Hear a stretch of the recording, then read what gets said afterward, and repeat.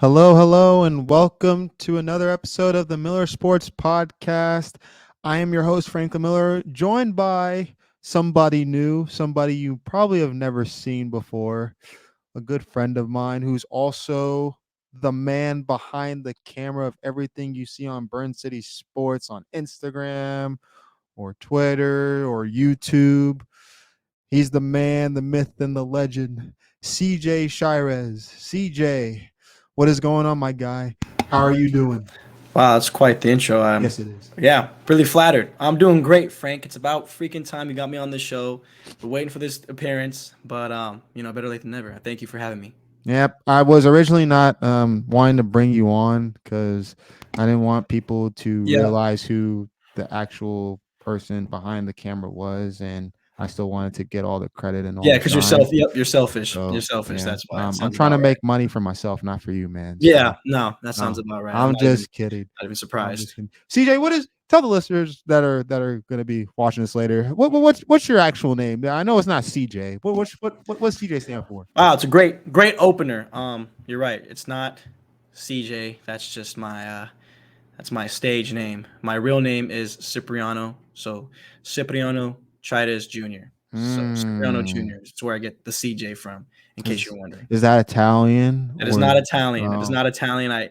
I'm Cipriano? no, I know it sounds Italian in nature, but I'm probably the least Mexican looking Mexican out there. I get Middle Eastern, Saudi Arabian, Persian. My Oh name sounds oh Italian, so like I get everything else except Mexican, but I am in fact Mexican, believe it or not. oh. Okay, that's awesome. So that's really cool. But yeah, so for this episode, yeah, I just wanted to let everybody kind of know who CJ or Cipriano, I should say, really is, and like how he got his start. As a videographer, how does he do all this crazy cool stuff that he does for the company and makes it polished and. So I wanted to quickly ask you, CJ, like, where'd you first like fall in love? Like, how, like, when did you fall in love with videography? How did it all kind of take place? Like, take me through like when it all kind of started for you.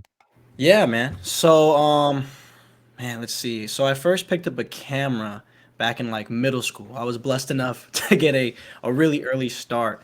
So I was in middle school and I got invited to go to this media class. So, long story short, I don't want to tell you my whole life story because we could be here for a minute, but got invited to media class. It was like my first experience using like video editing equipment and like using a camera. It was like broadcast camera. And then from there, we went on to the high school program. And my high school, I kind of got into more like sports broadcast. And I actually, funny enough, I had my own. I don't know if I've even told you this. I had my own sports show back in like high school, where I would like Mm. host it, and I would bring on athletes from like the school, and um, yeah, like that's where I got my first in with like sports broadcasting specifically. And then from there, I kind of just kept on going with it. I wasn't like maybe a little bit backstory before that. I wasn't good enough to make the basketball team in high school. I was just like undersized and chubby. So what happened was like the coach he cut me like all 4 years, but he would invite me to be the varsity manager my first 2 years. The last 2 years I didn't because I didn't have enough time. I was just busy with like the sports show and all kinds of other stuff. But that was the first time where I actually started filming basketball, being the varsity manager for the team, for the school team. So I would travel with all the varsity players. I was real cool with them. I go to all the tournaments. Um, I got to see some. I think the best talent I saw in person. Like I saw Miles Turner play. We played his high school. He went to Trinity High School back when I was like a sophomore, maybe a freshman. So got to see some talent, and yeah, and that's kind of what led me to where I am now. Man, that's cool, man. Like one of the things I kind of got from that was it was like a Michael Jordan kind of story, except that's if Michael Jordan went the videography route because he got cut from his high school team. It took you got cut, but all 4 years. Yeah, But yeah, that's one way of looking at it. but Yeah, yeah, thanks, Frank, for just just yeah. just just to throw that out there for you, man, because you're very talented. So, but that's amazing. I wanted to ask you too. What was the name of that show that you did? Like, what was it called? Oh man, so it was for our local, not local. It was just for the school, like daily video news. So like the news was called NHS TV, and the show was just called NHS TV Sports. Like I went Okay. to North High School, so it was North NHS and then TV. So Oh, I see what you're saying. Yeah, my high school had a similar thing. I wasn't a part of it, but we definitely did something similar to what you're alluding to, which is yeah, no, yeah, I was sponsored by Pizza Hut. Believe it or not, I mean, hey, serious. did you get free Pizza Hut? We did actually. I forget Hey, what. Okay, so I think we did like giveaways. Like if we like, I think that was like the trade off. I don't know what like went into that. I don't know how legit the sponsorship was, but I knew like I think if students like we had trivia or something, or we like the prize was like a coupon for a free pizza at Pizza Hut. There was like a local Pizza Hut, so that was cool. I don't know honestly. Like I never got any free pizza, but the show was sponsored by Pizza Hut, and yeah, that was a great time. That was a great time. man, that's cool, man. That's it's cool how you can always go back to like see what were the things that really kind of you honed in on when you were younger and how that kind of blossomed into what you are today, man. I know like I've talked to you in the past and then you've done some things before your role with the Suns, like in Ball is Life. I know that's like a big thing with the youth group. So yeah, I just wanted you to kind of like just take me through like your time with them and like how that kind of catapulted you into uh the Suns gig that you have now with Burn City. Yeah, no, that's even honestly a crazier story. I'll try not to take up too much time or be long with that. But how I kind of got my start with Ball is Life, well, for starters, I got like right after graduation. I didn't like have any jobs lined up. Like I graduated in the middle of COVID, so there were no sports jobs hiring. But someone who I did a project on for like my senior project on my last semester in school. His name was Kenny Dobbs, and he was like a world renowned slam dunk champion, and he had been all around the world, and he'd been on. I don't know if you're familiar with there was this TV show they had called The Dunk King. It was on TNT. They had like Shaq and Kenny Smith like commentate that show, and it was a All it right. was a pretty popular show at the time. I think I've Um, heard of that. I think I've heard of that when I was younger. Right. So he Yeah. was he did stuff like that, and basically, when I reached out to him to do my project on him, the only reason I had his contact info because him and my brother-in-law were mutuals at some point. They went to the same church, or they were met each other at a church. I don't know exactly how they met each other, but Hmm. um, my brother-in-law gave me his contact info. I reached out to him. He agreed to do the project on him. And then he was like, hey man, like after graduation, if you don't got any plans, like hit me up. I'm really trying to take content creation seriously. And I'm looking for a team of, people who are like dedicated and who like want to kind of stay in the content creation lane, essentially. So started working with him after graduation, a long story short, because I didn't have anything else going on. And he honestly, like he had gotten his start by being on a Ball is Life mixtape. I remember he was Mm. like Ball is Life's first viral video. If you go back and look at it, like he was their most watched video. His dunk mixtape was their most watched video on the Ball is Life YouTube channel for like 10 years. And then the Ball is Life brand really started to blow up when you had like LaMelo Ball, Zion Williamson, Bronny James. When you started having those guys come up, because that's what they're known for. They go to high school games of like some of the top prospects and then put their highlights and mixtapes online, and that's what really blew them up once like LaMelo and Zion and Bronny and like those bigger names started to go into high school. But before that, Kenny Dobbs's dunk mixtape was like one of the most viewed videos ever, and so he had that tie-in with them from years ago. So once I started working with Kenny, the Balls Life opportunity kind of just came along like during COVID at the peak of it. Like basketball was shut down. You had the bubble in the NBA like Yeah. eventually, but like sports, people were there was a high demand, a high craving for any kind of like sports, and I think that had to do a big part with like why these videos that we were making ended up being so successful. We would just go to parks, call them park takeovers, and kind of eventually resurrected this street ball scene to where the point where Ball is Life found it profitable to like host their own park takeovers, their own street ball events, and I started working with them through that connection of working with Kenny, and yeah, man, that was a lot of fun. I that was the most I ever traveled in my life when it came to like work or really in general. I was always on the road. I was living out of a bag. I mean, like Yeah. I was hardly home during that time. Yep. So, but it was a lot of fun, man. Like just kind of having the opportunity to work for a brand like BallisLife and to just get the opportunity to travel and meet all kinds of people and actually like make a living filming basketball. It was definitely an experience like I'll never forget for as long as I'm here. And that's crazy that you mentioned the traveling aspect, because now that you even work for the Suns, it's like we only right now do the home games. Don't even know how that's going to look in the future or whatnot. But I know that's something that you used to talk about, like in terms of traveling a lot.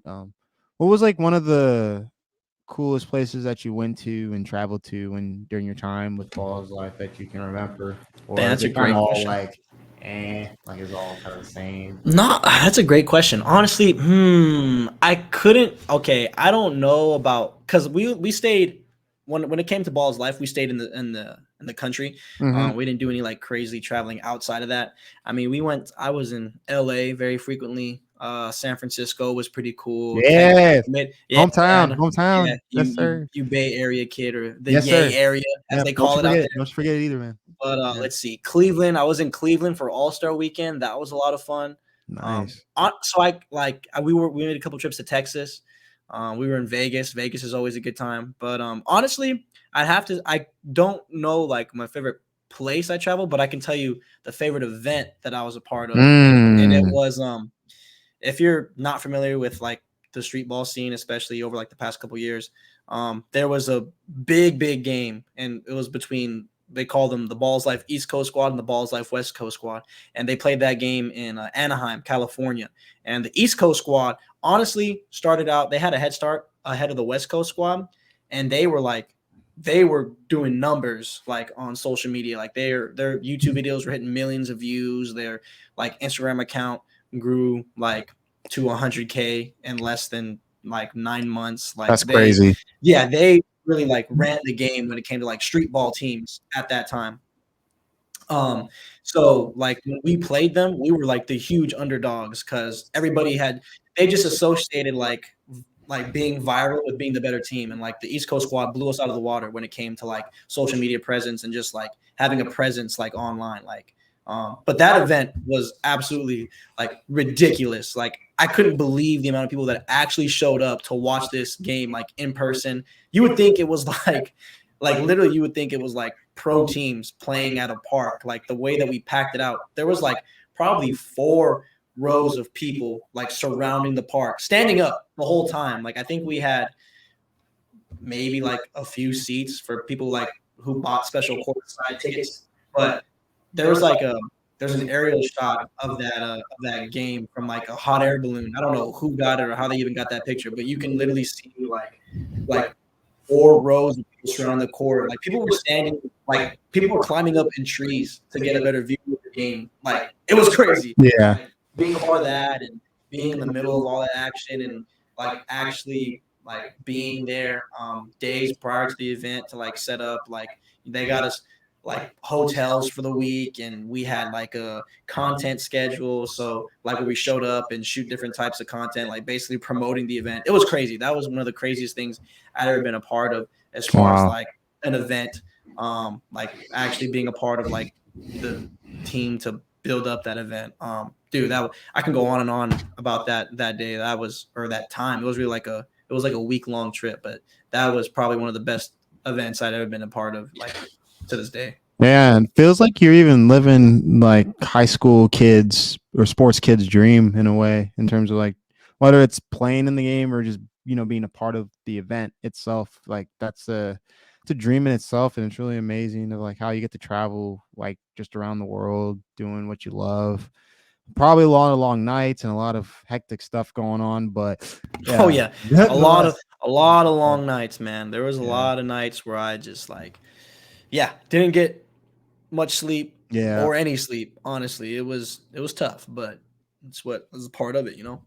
Yeah, man. And now even fast forwarding from then now, you're with the Suns and you work for Burn City Sports. I remember that me and you kind of came in together. I remember talking about the opportunity, and then you ended up talking with the boss, and he ended up hiring you along, seeing your work with BallisLife, which now you've been doing wonders for this company, and then YouTube's kind of growing in itself, still have ways to go, but like it's been going great, and I've seen a lot of your work as of recently, and it's been truly amazing. So I just wanted to say too, with that, it's like you're also covering the Phoenix Suns, and I just wanted to ask, like, how long have you like been like a Suns fan, or is it like kind of like something to where it's like, Oh it's my just a gosh.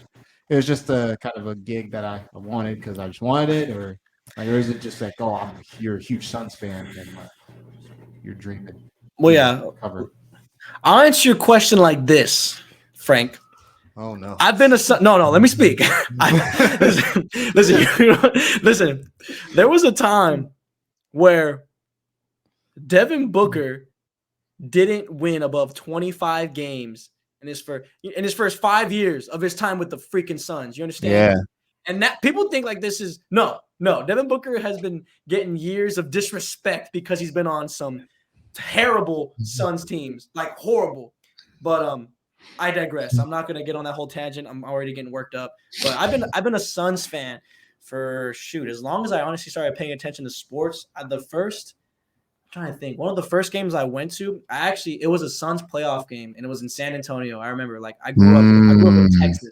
The Nash era, huh? Yeah. Yeah. Well, yes, I think it was. It was like it was towards the end of his era or his time with the Suns. But I remember, like, I grew up in North Texas, so like near Dallas, and I remember we drove to San Antonio, which is probably like a 4 or 5 hour drive away. We drove to San Antonio. I want to say it was Game 3. I forget what year. It was the early 2000s, maybe like mid 2000s, like maybe 2007, 2008. Yeah. Around that time. Around that time. It was like when Maybe. Kobe was Yeah. doing his thing in Boston, was elite. Yeah, it was somewhere between like 2008, Boston 2010. I forget the exact year. But I remember we had gone to San Antonio to watch them play. I think it was Game 3. Yes, it was Game 4. I remember because we made signs that said, bring out the brooms, because we were about to sweep them. Like the Suns were about to sweep the Spurs. And I think, if I remember correctly, like this may or may not have been the game where Goran Dragic was still on the team and he scored like 25 points in the third quarter. He went stupid. It might have been the game before that. It might have been that game. But I remember us making a sign, me and my family making a sign that said, bring out the brooms, because we just swept the Spurs. So like that was one of the first games I went to. Yeah, I wasn't a big sports fan growing up, but I remember being like, when I really started to get into sports, I was a diehard Suns fans during some of our worst years. Like we had some, like I remember we broke the record for like youngest starting lineup at one point. We had Dragan Bender, Marquise Chris, Tyler Ulis, Devin Booker, like guys like that in our starting lineup, and we had like literally teenagers starting for us at one point.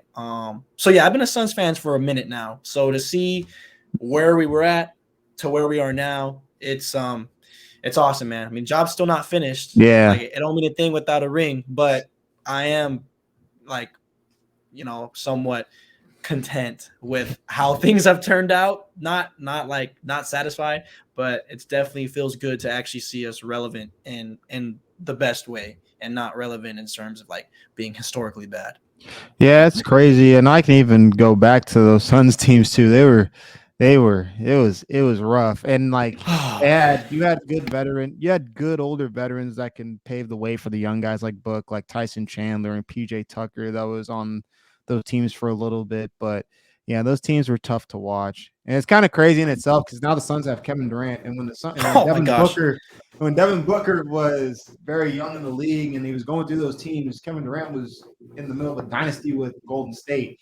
So it's kind of crazy how things are at right now, with the Warriors still kind of, still in their, pace of greatness after just coming off a championship win, and Kevin Durant's now on the Suns, and now they seem to be on pace with them. So it's kind of crazy where things are at right now when it comes to the Suns. No, yeah, never in all my years did I ever think I was going to see Kevin Durant in a Suns jersey or Suns uniform. The only time I'd ever seen that was in 2K in my career, when I was like making teams and I was making trades and I was doing what I had to do to bring a championship to the Suns, because I thought that was the only way we were ever going to get one, was in 2K. So when actually seeing Kevin Durant in real life in a Suns uniform, it's still like, sometimes it doesn't even feel real. Like it feels so real to me to actually see Kevin Durant in Phoenix like with the Suns. It's crazy. It's absolutely Yeah, and crazy. I was actually going to ask you that next question. Like, what's like the difference? And it's probably a common sense type question, but what's like the difference of like taking videos and taking all these shots of all these of people from BallisLife and like these street ball players as opposed to like NBA players? Do you get starstruck at times, or is it kind of like, oh, these guys are just just everyday normal No, people? dude, that's a great question. Honestly, when I mean, obviously, like your first time in an NBA arena, like covering an NBA team, you see all the athletes. I've had some experience covering some professional teams, especially when I was like in college at University of North Texas, go Mean Green. But like when I had some experience covering professional teams in the past, but there's always that initial like kind of sense of being starstruck when you Mm-hmm. haven't. It's like one of the first times, or you're seeing players up front, up close, like you're literally like walking past players, as opposed to just being a fan in the stands, seeing them from afar. But when you're actually like up close and personal with players, yeah, there definitely is a little bit of like, oh my gosh, like that's Kevin Durant, that's Chris Paul, that's Devin Booker. I think the most I might maybe have been starstruck was seeing Derrick Rose, like being on the court with Derrick Rose. And I don't know why, of all players, like I wasn't even a big D Rose fan growing up, but just seeing Derrick Rose in the flesh, I was like, oh my God, that's Derrick Rose. And I immediately just like knew I needed to go down and get film of him and just like capture him in his essence. Cause like, who knows how much longer he's in the league. Like he's still doing his thing. He's still like Yeah. contributing. Man, what I would have done to see like vintage D Rose in his day. But yeah, I remember like seeing Derrick Rose when the Knicks were in town and just being like, oh my God, like that's actually him. But yeah, after a while, I'm glad to say like you realize these guys are just like you and me, like they're they're just really talented and really tall, and they're get paid a lot of money to Yep. put a ball in a hoop. But outside of that, like they play video games just like us. They get their groceries just like us. They live in nicer places than us. And, can do nicer things than us. But like for the most part, they're they're exactly the same. So it's cool to just kind of see that over time, like that star struckness wear off, and just be like, oh, like these guys, like I can talk to them like a regular person on the street. Like I can say what's up. I don't have to be weird. Like I don't have to Yeah. be like someone I'm not. I can just be like, hey, like what's up, man? Like how you doing? What's your name? Nice to meet you. It's like so. Yeah, that definitely wears off after a few times, but nevertheless, like it's still like a like you get chills kind of being on the court, when they're singing the national anthem and kind of the players are getting warmed up and they're getting locked in before the game starts. So Yeah. it's still a lot of fun.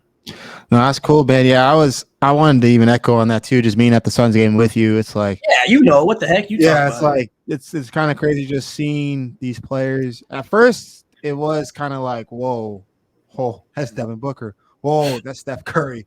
Whoa, that's John Morant. That's Giannis. That's Yeah. all these guys. And shoot, now it's all that's Kevin Durant. But the more that you're around it, the more it's like, and you're around these players and you hear them talk, it's kind of like, yeah, like it's still really surreal and cool, but at the end of the day, it's like, they're just like us, like, but they just live different lifestyles, of course, and do things Yeah. differently, but they're literally just us. I mean, honestly, I feel like if you were to really talk with Devin Booker, I feel like Devin Booker would only really not want to talk about just basketball. He probably just want to talk about Call of Duty and his cars. Like, Yeah. like that's just like any normal type of, feeling, Yeah, so exactly. Me and Devin Booker are damn near the same age. I think he's got like what is he, 26, 27? I think he's 26. No, I think he's 27. I think he's Yeah, I mean, 27. either way, he's only like a few years older than me. So like a lot of my interest would probably be his interest. Yeah. Sorry, that was my laptop. Gosh But yeah, darn you.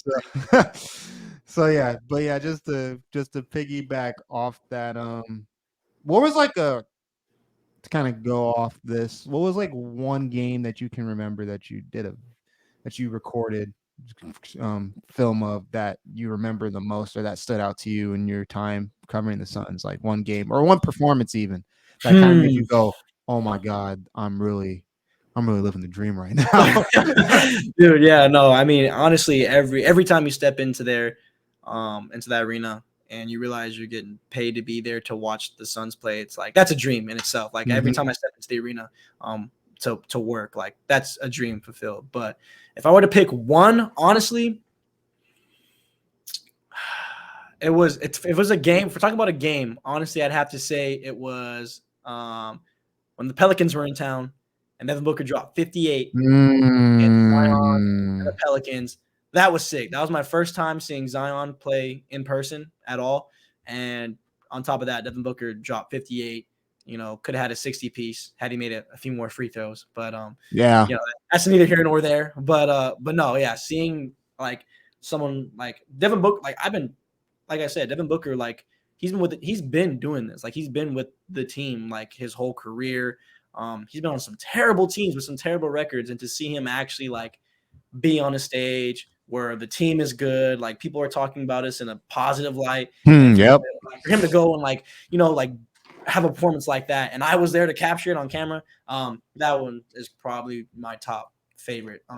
As of now, hopefully some crazier stuff happens in the future. Hopefully I'm doing this a little bit longer where I can Yeah. see some crazier things. But as of right now, as far as like a game performance, that was probably my favorite.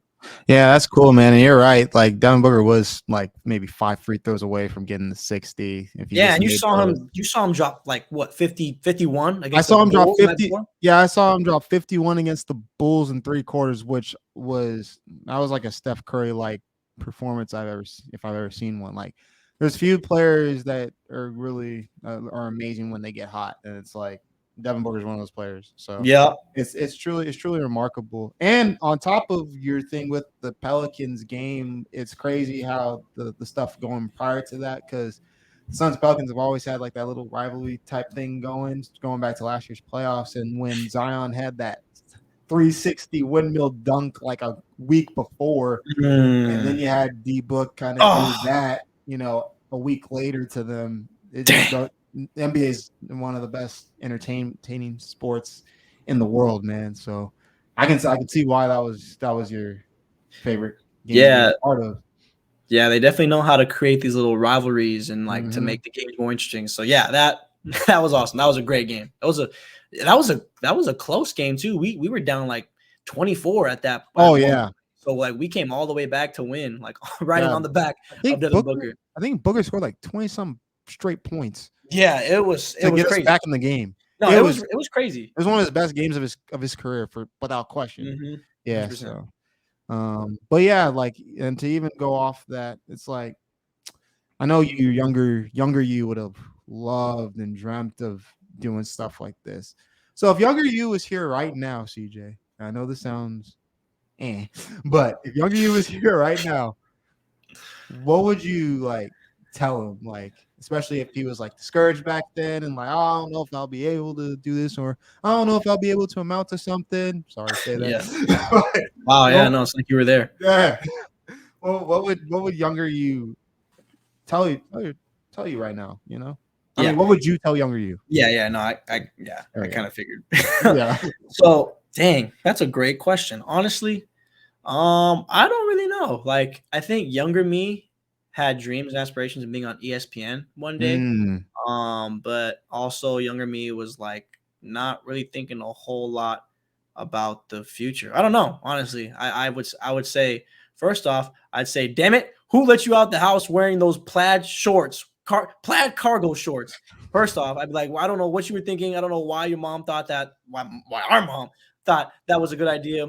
But whatever, she loves her baby. But after that, I would then say, honestly, I would say, yo, like this basketball thing, like isn't over. It's like it may not pan out the way you think it would be, but shoot, like one day you will be like in a like professional like NBA arena. Like yeah, you're gonna get paid to go to an NBA arena. that's cool, If man.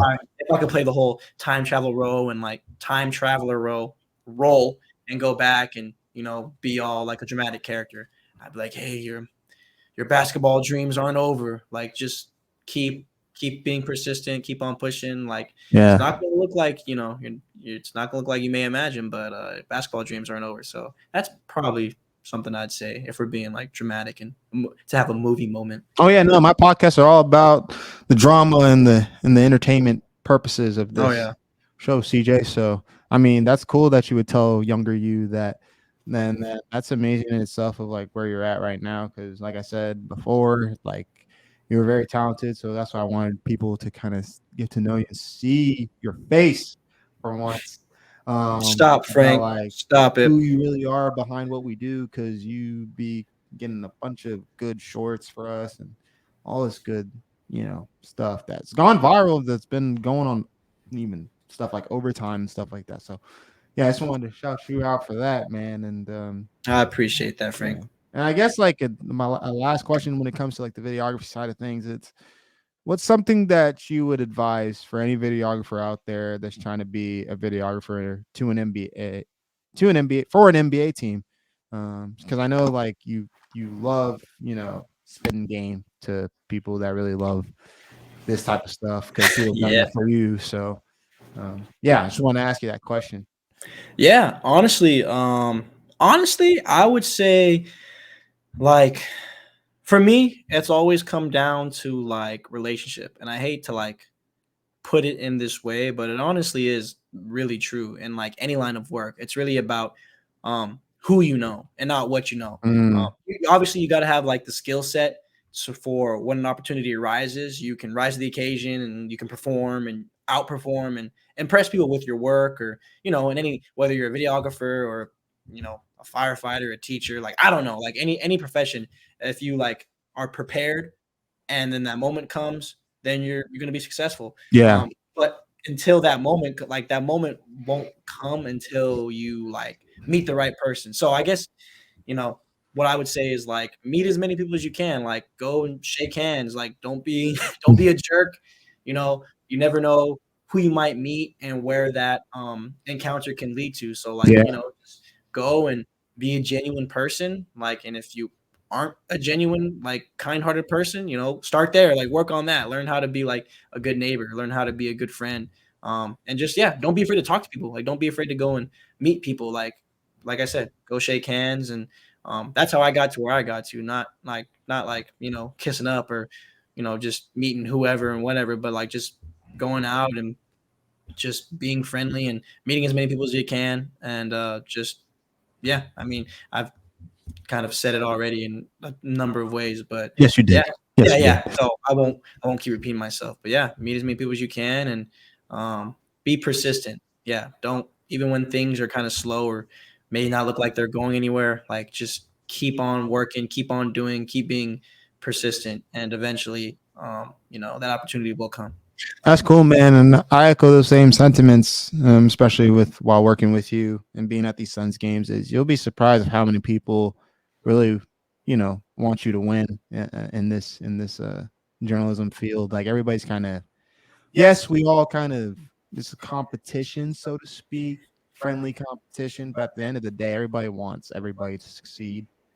We all help each other out, to get to where we want to get to. So yeah, and I love that you talk about that. It's all about relationships, authentic, real relationships really can get you far in life, and that's a beautiful thing. So, but that's cool, man. Yeah, and I just wanted to kind of just to end the episode, kind of just ask a couple Suns questions because they just clinched the fourth seed of the Western Conference playoff standings Yes, sir. yesterday. And that was cool. We were at the game yesterday. It was really cool. Yes, sir. Capturing footage. I know you still got to get some stuff done for that, Mm. but yeah, I just wanted to say, like, what are your thoughts on the Suns clinching their third straight playoff season, especially after you were talking about how much we stinked, back Mhm. in like 2015 through, or actually back in Wasn't that long 2014 ago. through It wasn't that 20. long ago, Frank. Yeah, Was not that long it's ago. tough. It's tough. No, yeah.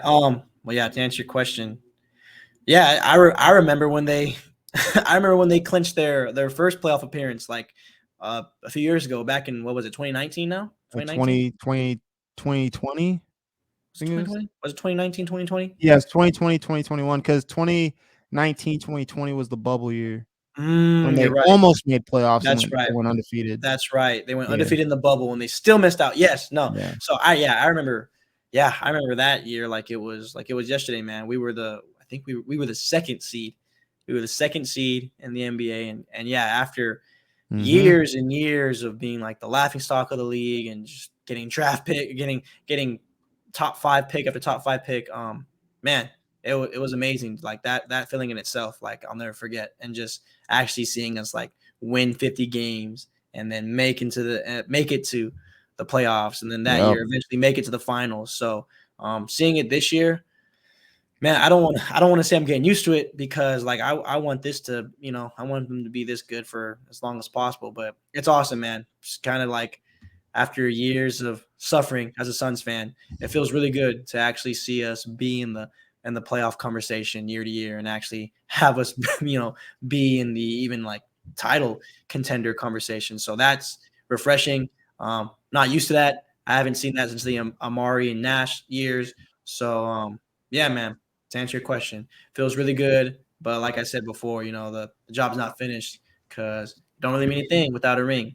To quote those 72 Bulls, God, who also, got in our way of potentially winning a championship. Said 72. I mean 90 Bulls. Well, I was going to say 72 win Bulls, but that was probably 72 win Bulls. That might have been a different year. I don't remember. I wasn't born then. So whatever. The point is, yeah, job's not finished. Job's not finished, but it is cool, man, to see this Suns team. We even be a part of it as journalists and reporters and content creators like ourselves, just to be able to witness greatness, because we get to see guys like Devin Booker out on the court all the time. We get to see guys like Chris Paul on the court all the time. We get to see guys like Kevin Durant on the court all the time, and just see them, just their work ethic, the way they handle their business, the way they show out on the court as well. It's truly a blessing to see that and to be a part of the journey. So I think it's really cool, and it's something that you don't take for granted. And like you said, not just playoff contention, where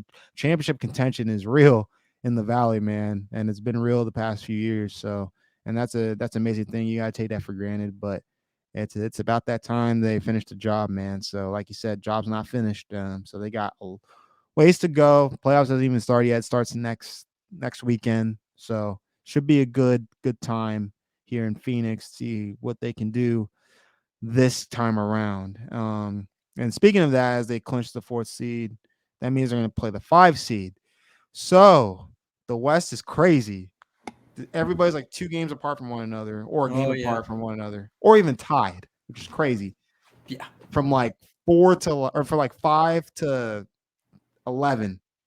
So I ask you, who do you want the Suns to play in the first round? Do you want it to be a team like the Warriors, who just won a championship last year and just got Andrew Wiggins back? Do you want it to be the Lakers, who look really formidable and LeBron and AD are healthy?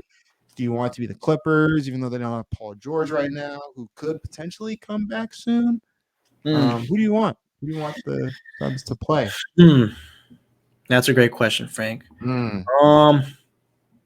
quite frankly, I don't want to see any of those damn people, to be honest with you. I mean, not that I'm scared or worried, but you sound scared, man. No, definitely not. I'll be honest with you. I don't want to see the Warriors. I would very much like to avoid the Warriors at all costs, just because like when they get into the playoffs, it can be a completely different story. They've been horrible on the road this year, so getting home court against the Warriors would make me, I would feel pretty confident about that. But still, I don't want to give Klay Thompson, Steph Curry, Jordan Poole, I don't want to give those guys a chance in the playoffs. The Lakers are now rolling on, they're hitting on all cylinders. All of a sudden, they get AD and LeBron back healthy. They could be a problem. Honestly, I'd probably rather see the Clippers out of all those teams. Just because like we play the Clippers very well. We saw them in the Western Conference Finals a couple years back when they had Paul George. I don't think they had Kawhi, but yeah, they were. We kind of lucked out that year with a couple of injuries, and even last year, I think. But regardless, yeah, I would prefer to avoid the Warriors at all costs. Lakers, I'm not too worried. Like obviously LeBron and AD, if they get there, that could be scary. But yeah, definitely wouldn't mind seeing. I guess if I had to pick, I would prefer to play the Clippers first round. Anyway, well, yeah, preferably even like Timberwolves or any of those lower seeds. But it's looking like it'll probably be one of those 3 when it's all said and done. Yeah. I think with the addition of Kevin Durant, it kind of makes you confident with any team. Obviously, there's a scary factor with the Warriors, because there was like a stat out there where like when Steph, Clay, and Draymond do not miss a game in a series, they don't lose. Yeah, which is which is terrifying. They don't Yeah. lose that series. Yeah, I don't want to see that. You I don't. know, I don't want to. I don't want to put that to the test. you want I to. mean, You just